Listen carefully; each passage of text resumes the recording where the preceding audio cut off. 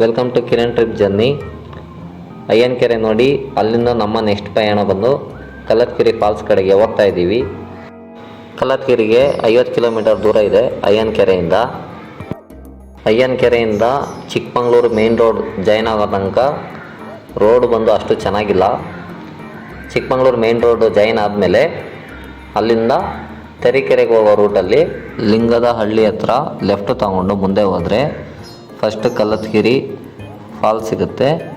ಕಲ್ಲತ್ಕೆರೆ ಫಾಲ್ಸಿಂದ next ಒಂದು 10 kilometres ಮುಂದೆ ಹೋದರೆ ಕೆಮ್ಮನಗುಂಡಿ, ಕೃಷ್ಣ ರಾಜೇಂದ್ರ ಪಾರ್ಕ್, ಶಾಂತಿ ಫಾಲ್ಸ್, ಜೆಡ್ ಪಾಯಿಂಟ್ ಮತ್ತು ಎಬೆ ಫಾಲ್ಸ್, ಇದನ್ನೆಲ್ಲ ಕೆಮ್ಮನಗುಂಡಿಗೆ ಹೋದಾಗ ಅಲ್ಲಿ ನೋಡ್ಬೋದು.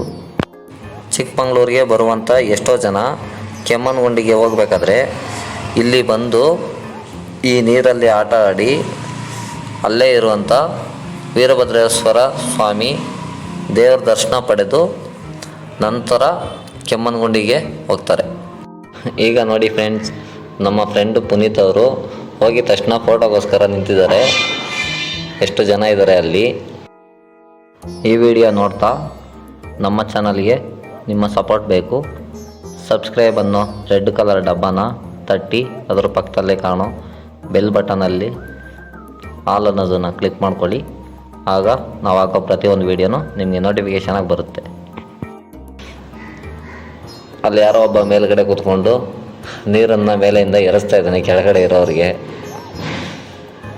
ಈ ಪ್ಲೇಸ್ಗೆ ಏಜ್ ಆಗಿರೋಂಥ ದೊಡ್ಡವರು, ಲೇಡೀಸ್ಗಳು, ಮಕ್ಕಳುಗಳು ಬಂದು ಎಂಜಾಯ್ ಮಾಡೋದಕ್ಕೆ ಈ ಪ್ಲೇಸ್ ಚೆನ್ನಾಗಿದೆ. ಇನ್ನು ಈ ದೇವಸ್ಥಾನ, ಈ ಫಾಲ್ಸ್ ಟೈಮಿಂಗ್ಸ್ ಅಂದರೆ ಬೆಳಗ್ಗೆ 6 ಗಂಟೆಯಿಂದ ಸಾಯಂಕಾಲ 7 ಗಂಟೆ ತನಕ ಓಪನ್ ಇರುತ್ತೆ.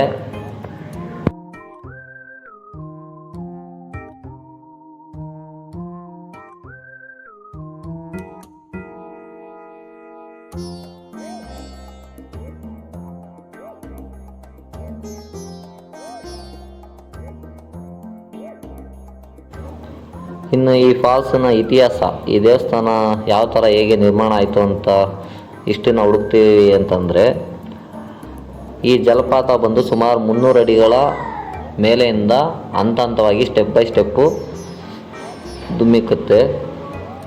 ಬಟ್ ಈ ಜಲಪಾತ ಎಲ್ಲಿ ಹುಟ್ಟಿ ಬರ್ತಾ ಇದೆ ಅಂತ ಯಾರಿಗೂ ಗೊತ್ತಿಲ್ಲ. ದೊಡ್ಡವರೊಂದು ಗಾದೆ ಹೇಳ್ತಾರಲ್ಲ ಫ್ರೆಂಡ್ಸ್, ಋಷಿ ಮೂಲ ನದಿ ಮೂಲ ಹುಡ್ಕೋದಕ್ಕೆ ಹೋಗ್ಬಾರ್ದು ಅಂತಾರಲ್ಲ, ಆ ಥರ